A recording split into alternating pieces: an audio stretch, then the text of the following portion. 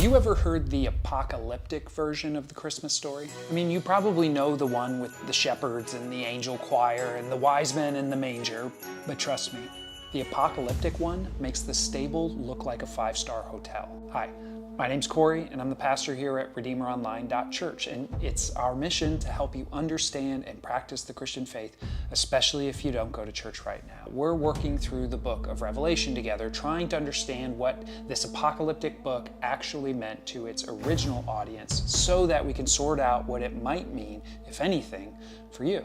And believe it or not, right in the middle of the book is an apocalyptic version of the Christmas story. A great sign appeared in heaven, a woman clothed with the sun, with the moon under her feet and a crown of 12 stars on her head. She was pregnant and cried out in pain as she was about to give birth. Then another sign appeared in heaven, an enormous red dragon with 7 heads and 10 horns and 7 crowns on its head. Its tail swept a third of the stars out of the sky and flung them down to the earth. The dragon stood in front of the woman who was about to give birth so that it might devour her child the moment he was born. She gave birth to a son, a male child, who will rule the nations with an iron scepter, and her child was snatched up to God and to his throne. The woman fled into the wilderness to a place prepared for her by God where she might be taken care of for 1,260 days. Then war broke out in heaven. Michael and his angels fought against the dragon, and the dragon and his angels fought back, but he was not strong enough, and they lost their place in heaven. The great dragon was hurled down, that ancient serpent called the devil,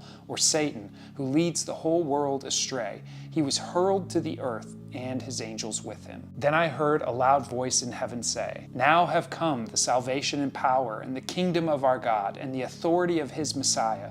For the accuser of our brothers and sisters, who accuses them before our God day and night, has been hurled down. They triumphed over him by the blood of the Lamb and by the word of their testimony.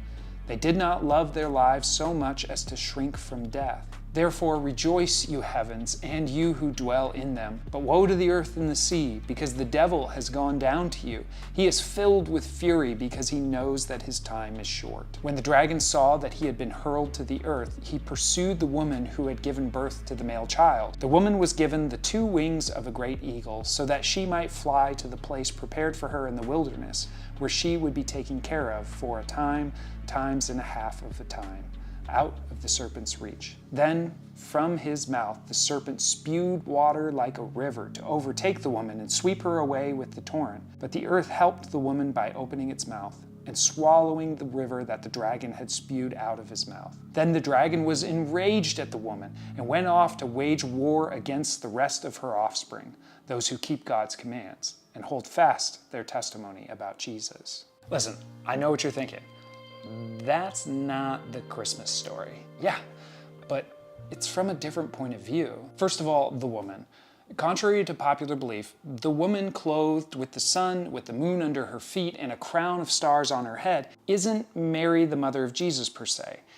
She's a symbol for God's people throughout the ages, the Israelites, but not necessarily the ethnic Israelites. In John's mind, it's the people of God who were faithful to God's plan to be used as his light in a dark world. The child to be born, though, is a reference to Jesus. The quote about ruling the nations with an iron scepter is a quote from Psalm 2, which is a messianic prediction psalm that early Christian writers reinterpreted to be about Jesus. So the cosmic mother, symbolic of God's faithful people, is about to give birth to the Savior of the world. And in order to put a stop to this, a great red dragon appears to devour the child.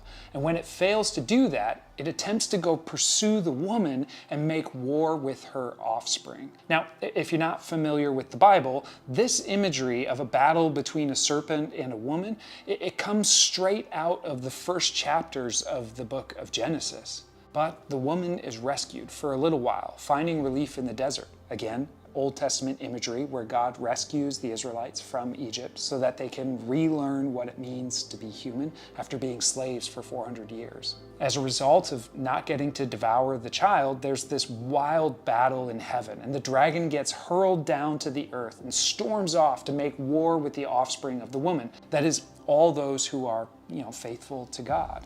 which John spells out as those who hold to God's commands and their testimony about Jesus. Okay, that's really strange. What was the point for John's readers? Simple. You're not a passive viewer of this great cosmic drama that's unfolding. You're a participant. You have a role to play. I think there's a sense in which the original readers already felt this reality. They already felt like they were at war with the dragon. They were dealing with all kinds of suffering and poverty and persecution, these trials and tribulations, like there was an unseen force waging war against them. And for many of them, it feels like the dragon is winning. So what did this passage do for them? Well, it gives them a brief picture of how the war will turn out in the end and who wins. It also acknowledges the cosmic reality of what they're experiencing right now. And most of all, I think this cosmic Christmas story shows them how to battle the dragon. It gives them their marching orders. Twice John mentions that victory is found in holding to their testimony about Jesus. It's not in gaining political power. It's not in exerting military might. It's not about taking back ground in the culture wars. It's not about fighting the world or those people over there. You're not in a cosmic battle with people. You're battling a spiritual beast, a beast that wants to make war with you, that wants to devour you. So how do you resist or respond? John's vision would say it's your testimony about Jesus, about the one who loved you so much that he thought you were worth dying for. And listen, I know that sounds crazy. It sounds soft and weak. It even sounds a little bit backwards, but that's the cosmic story of Christmas. To rule the nations with an iron scepter, God sent a helpless child who would eventually give his own life. At the center of the cosmic battle against evil is exactly what you'd hope for. It's love. And the apocalyptic Christmas message is that you're not a passive recipient of that love. You're called to be a participant. Merry Christmas.